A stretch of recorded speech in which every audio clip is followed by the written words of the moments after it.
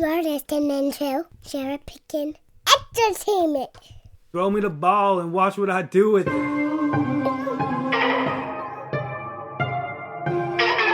are now tuned into the Cherry Pickin Podcast with your host, Andre Cherry.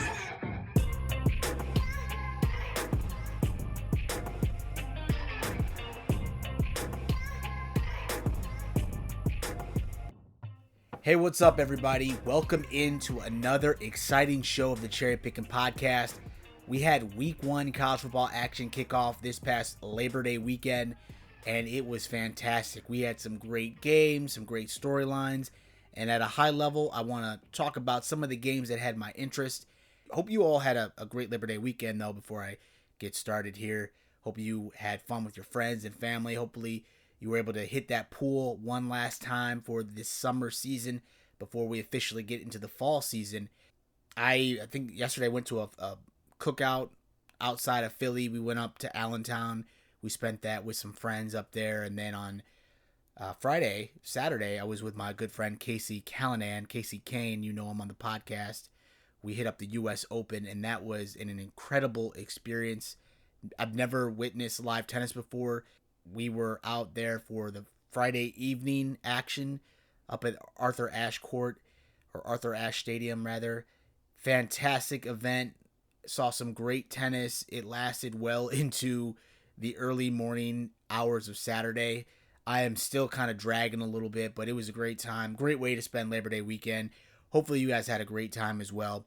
The biggest thing and the most important part of that weekend was the college football action that took place. I was able to see a few games this weekend, and I want to get into it with you all on this podcast. So we'll just kick this off.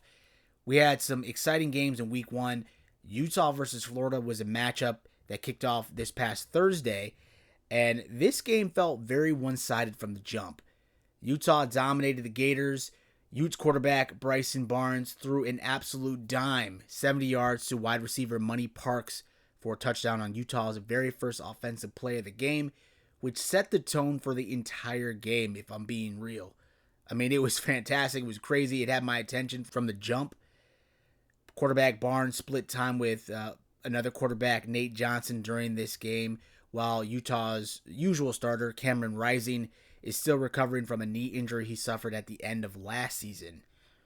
Utah's defense was a big star of the game as well. They limited their SEC opponent to only 13 rushing yards for the entire game, and also picked off Gators quarterback transfer Graham Mertz once in this contest. The Gators were really inefficient, only converting 1 out of 13 third down attempts, and they were very undisciplined in this game, committing 9 penalties. So Florida shot themselves in the foot during this matchup. This was no doubt a big win for Utah to start its season over an SEC foe. Utah will be a team to look out for in the Pac-12 this season. I do have some concerns about Florida on the other side of the ball here this season. Florida struggling the way they did against Utah, and realize that Utah is no joke. They're one of the better teams out of the Pac-12. But the way that Utah dominated Florida has me concerned that the Gators will probably struggle a bit offensively this season in the SEC. So that'll be something to look out for and to watch as we progress into the college football season starting this week in Week 2. Colorado versus TCU. I'm bearing the lead. This should have been what I started this podcast off with because it was just so amazing, so fantastic, so unpredicted to have Colorado dominate TCU in the way it did. I mean, it was a close game at the end, but the fact that Colorado was even in this ball game is really something that needs to be mentioned. I'm not sure anyone outside of the Buffalo's locker room gave Colorado much of a chance at all to upset number 17 TCU on the road in Fort Worth this past Saturday. Coming into this matchup, Coach Prime's team were 20.5-point underdogs to TCU. Additionally, Colorado had not beaten a top 20 team on the road since 2002, which is crazy. But I don't think I'm conveying how monumental this victory truly is. Deion Sanders assumed control of this program at the end of last season after Colorado limped to a 1-11 finish. He also made a huge overhaul to the roster with 70 scholarship players exiting the program with him ushering in top talent via the portal, including his son, quarterback Shedeur Sanders, assuming the starting position almost immediately. With that said, it really felt like Coach Prime's reign at Colorado had boom or bust implications even before the season started. I think his tactics seem kind of extreme, if I'm being honest, but I can't say that I'm rooting for his downfall. Deion Sanders has been successful wherever he's been at, and I truly just want to see how things shake out here at Colorado. He is such a big personality. He is somebody that is good for college football because he is so polarizing. He does draw you in, and he promised that Colorado would look different. He promised that he was going to come in and do his thing. He promised that he was going to get players to quit.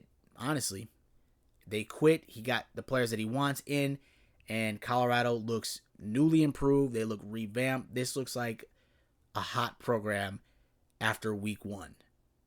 Through week one, Colorado looks like the place to be at. I'm not even gonna lie. His son, Shedeur Sanders, he was marvelous in this first game at the FBS level. He threw for a school record 510 yards and completed more than 80% of his passes. 3 Colorado wideouts hit the 100-yard receiving mark last season. The Buffaloes had 4 wide receivers eclipse that total in Sanders' debut in week 1 this past Saturday. All-purpose player Travis Hunter, he was sensational. The former number 1 overall recruit had 11 catches for 119 yards. He also had an interception on defense while playing a whopping total of 141 combined snaps in this game. So Colorado overhauled in a big way. You're talking about Shedeur Sanders throwing some crazy numbers at quarterback, and you also have all-purpose player Travis Hunter doing it on offense and defense. The dude looked fantastic. And there's a quote here from CBS Sports from the athletic director at Colorado, Rick George.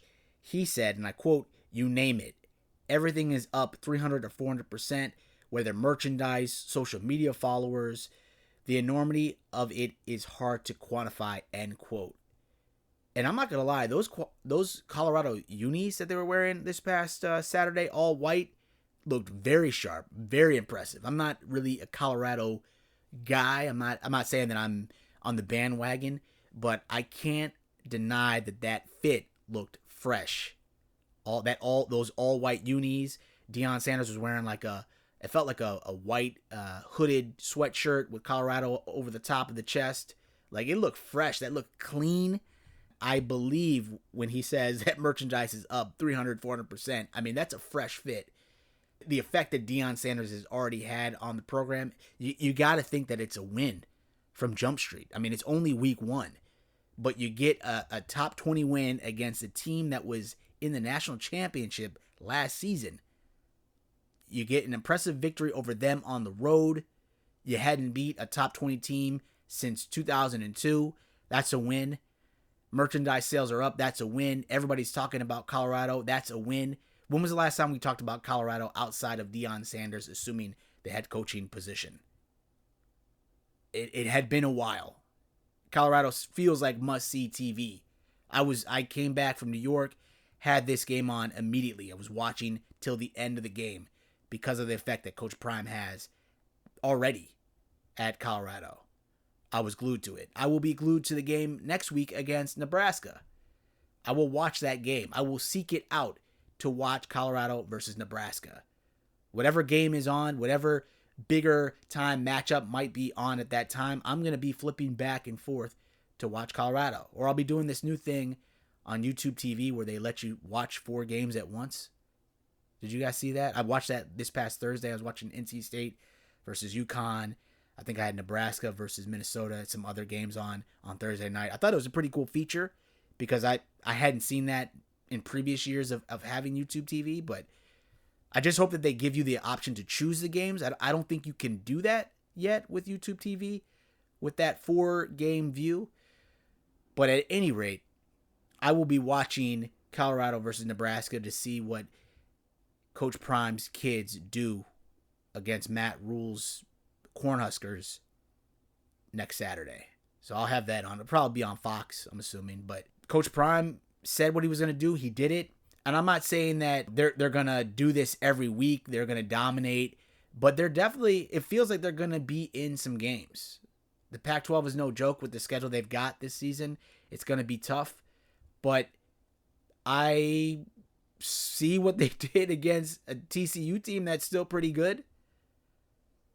And have to believe that they will have a shot in any game that they're in this season. I'm not saying that they're going to be favored to win. I'm not saying that that they are going to win the game, but I feel as if Colorado has a shot after what I just saw happen this past Saturday against TCU.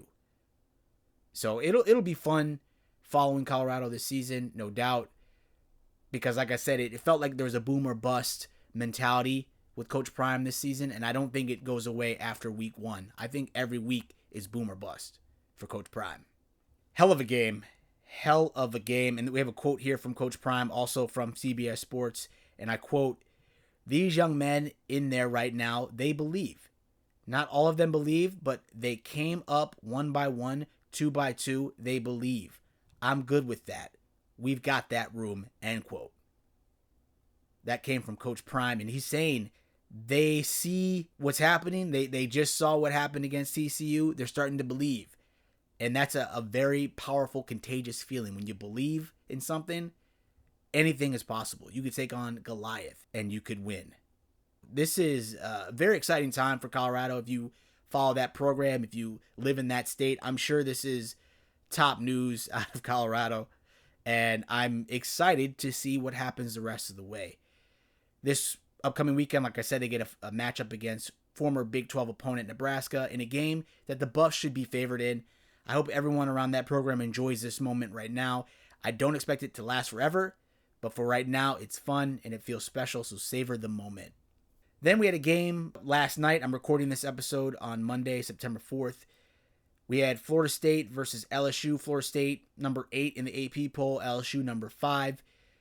We were all treated to a big-time top 10 matchup between these two teams during Labor Day weekend.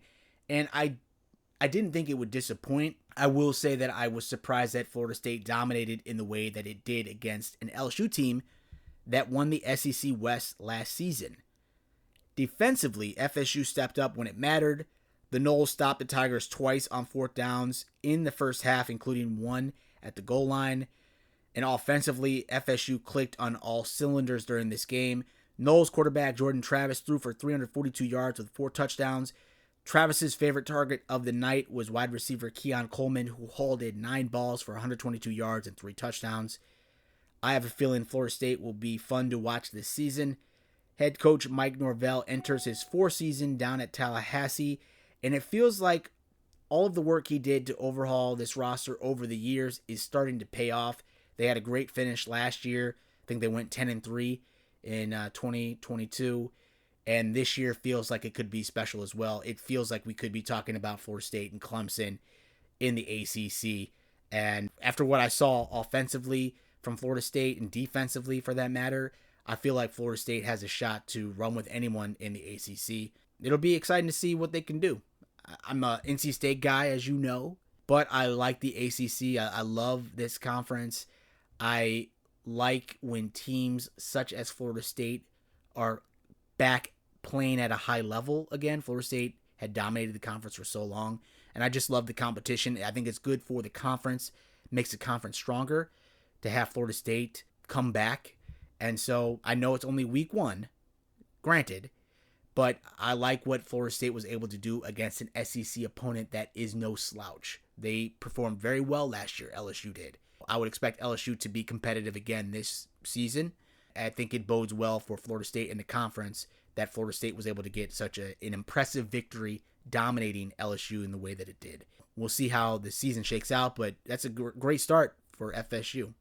And with that, we'll take a short timeout. I'll be right back. On the other side of this break, I'll give you my top 5 locks for this upcoming weekend. We'll also talk about a couple games that have my interest in week 2. So don't go anywhere. Cherry Pickin' Podcast. We'll be right back. Want to know what life is really like after the game is all over? Real athletes are here to share their true stories of adversity and triumph every week on After Orange Slices. Even if you don't like sports, pro athletes, former college stars, celebrities, coaches, public speakers, doctors, and all kinds of experts join the show, and there's a little bit of something for everybody. Join me, Bridget, for a slice of inspiration, plus your everyday sports news sprinkled in. New episodes every Friday at 8 a.m. Pacific Standard Time, available anywhere you get your podcasts. Basketball is back. And with that comes joy, tension, heartbreak, buzzer beaters, and elation. It's time to be courtside for every one of those moments, no matter where your team is playing. Short Court specializes in making replica and custom basketball courts for your home, office, sports cave to decorate your walls with all those memories. If you have a picture, we can recreate it. Featured in the 2021 UniWatch Holiday Gift Guide, short courts are made using real wood. We frame and give them an epoxy finish to protect the new centerpiece of your memorabilia collection. With previous customers including Northern Kentucky University, Southern Utah University, 199 Apparel, the Perimeter Podcast with Adam Morrison, and many more celebrating the careers and retirements of their coaches, it's time you visit shortcourts.com for more info and a gallery of our work, or you can send us an email, info@shortcourts.com. Be sure to find us on social media, just search for Short Courts. It's time to bring the home court home.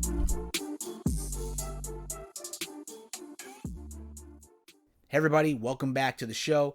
We'll now kick this off with my top 5 straight-up locks for Week 2 action within the Power 5 conferences. In the ACC, I'm taking Virginia Tech over Purdue. In the Big Ten, I'm taking Kansas over Illinois. This game is interesting because these are two programs that made some big leaps last season, some huge improvements. Kansas, if we look at them, they opened the season up last year going 5-0, and they were ranked number 19 in the AP poll. They also went to a bowl game for the first time in forever, since like 2008, which is amazing for this program, which had been a laughingstock for a while. If we're being real, if we're being honest, their football program it was such a laughingstock before this recent overhaul. It's impressive to see. It really is impressive to see Kansas competing at a pretty competitive level. Last season, they looked great. Illinois, if we take a look at them, their defense last season dominated in college football. I think they were like the number 2 ranked defense in all of FBS, which is insane to think, which helped them en route to posting an 8-5 record during Brett Bielema's second season at the helm. I initially felt that Illinois would win this matchup against Kansas, but them barely escaping against Toledo in Week 1 has me concerned that the Illini may be in a rebuilding mode this season. Now, granted, I understand Toledo is favored to win the MAC. I know Toledo was very impressive last season and the year before that.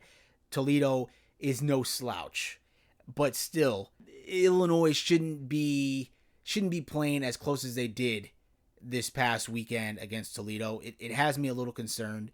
So I feel as if maybe Illinois is in a rebuilding mode. Illinois did lose some major pieces to the defense and offense this past offseason, rather.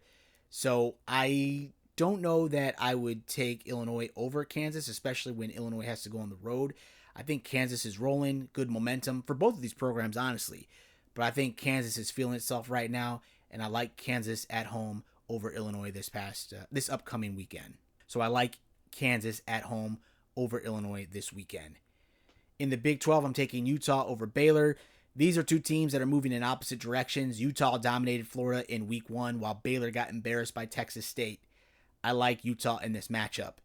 In the Pac-12, Colorado over Nebraska. You heard my comments previously. I think Colorado wins big against Nebraska in Week 1. I was pulling for the Cornhuskers during its Week 1 matchup against Minnesota, but Matt Rule's boys didn't have enough to outlast the Golden Gophers in Week 1, and I don't think they've got enough talent yet to even stay close to Colorado in Week 2. So I'm taking Colorado over Nebraska. In the SEC, Ole Miss over Tulane. Ole Miss rolled Mercer 73-7 in Week 1. I think they beat Tulane pretty good this week for Week 2. So I'll run those back one more time. In the ACC, Virginia Tech over Purdue. In the Big Ten, Kansas over Illinois. In the Big 12, Utah over Baylor. In the Pac-12, Colorado over Nebraska. And in the SEC, Ole Miss over Tulane. Now, real quick before we get out of here, just want to talk about a couple games that have my interest for Week 2. outside of the top 5 locks I just gave you, we've got Texas versus Alabama. Texas, they lost this game by 1 point last season.